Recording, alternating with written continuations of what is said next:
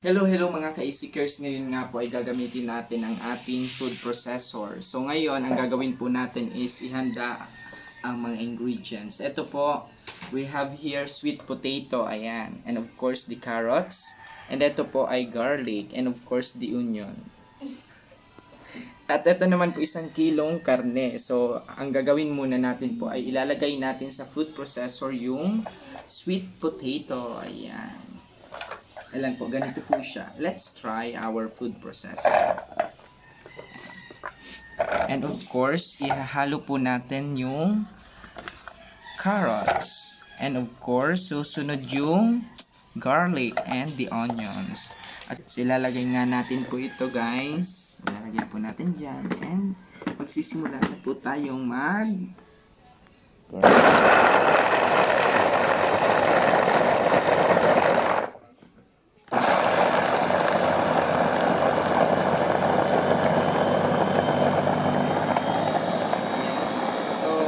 can see mga ka-Easycares, nagsisimula na po siya mag-fry. Napaka-handy niya. And madali lang po siyang gawin mga ka-Easycares. Napaka-handy niya. So, nabili namin po itong food processor online. Ayan. So, ngayon po bubuksan natin at titingnan natin kung totaling nagiling yung ating vegetables. Ayan. So, ito na nga po yung naging outcome or resulta ng ating pag-gigiling ng ating vegetables. So, ngayon kukunin na po natin siya. Ayan. At ilalagay natin sa lagyanan. Ayan. So, dito na, ililipat na po natin siya dito. Ayan mga ka-Easycares.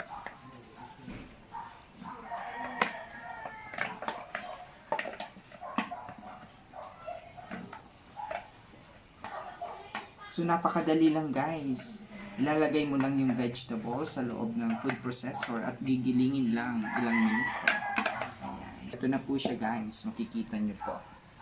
Ayan, di ba? Napakaano ng giniling. Yung naging resulta. Ayan.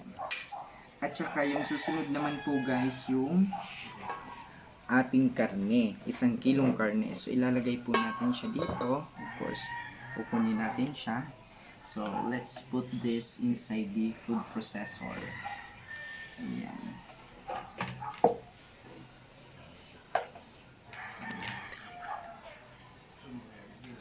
Ayan. So, kalahati muna mga ka-Easycares. So, ito na nga po siya. Ilalagay na natin. And of course, ilalagay natin yung machine. Ayan. And magsisimula na po ulit tayo. Ayan.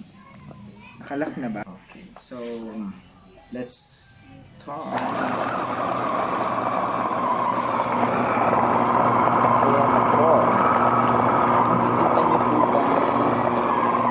Napakaganda niya, napaka-handy at napakadali lang guys ang paggigiling ng karne. Eto. Tingnan mo lang. Tingnan nyo guys. Ayan. Ang dali lang niya. Okay, so ngayon po titingnan natin kung nagiling nga yung karne. So ito nga po yung naging resulta, di ba? Ang dali lang. So saan ka pa? Hindi ka na pupunta ng sentro para magpagiling. So ito na nga siya guys, di ba? Tingnan mo yung naging resulta. Ayan.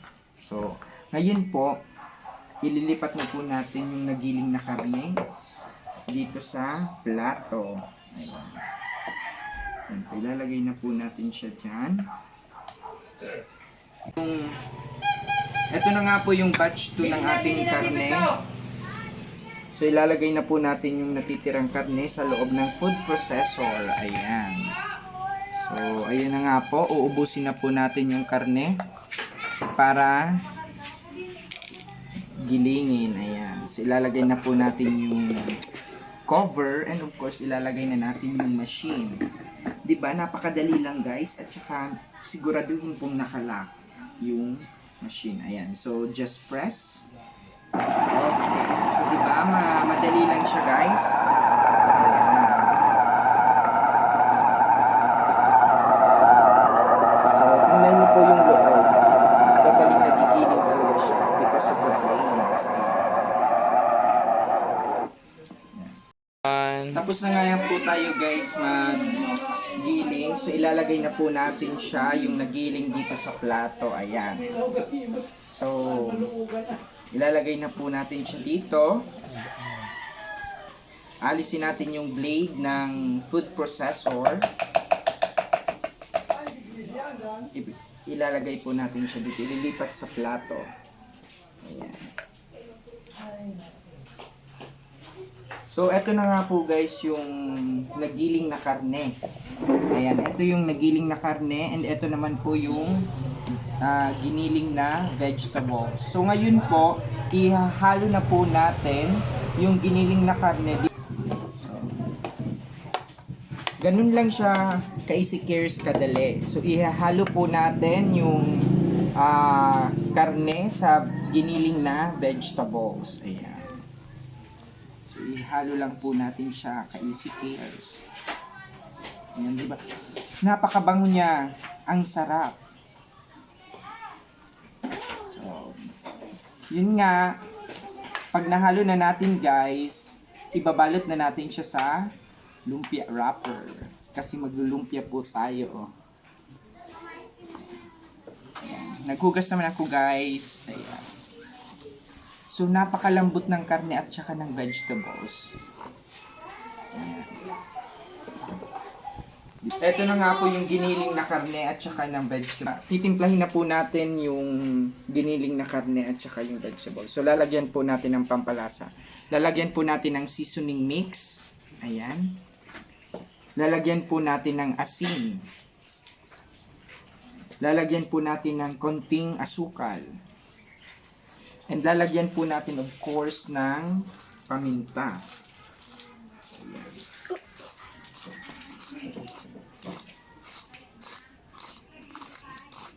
So, ihahalo na po natin guys. Ayan. Ihalo na po natin mga ka-easy cares.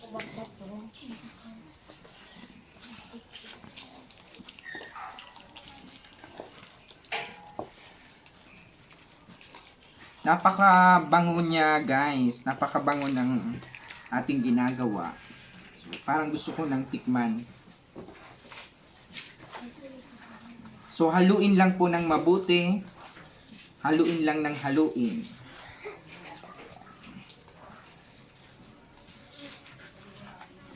Kasi mas masarap daw kapag nahalo siya ng mabuti.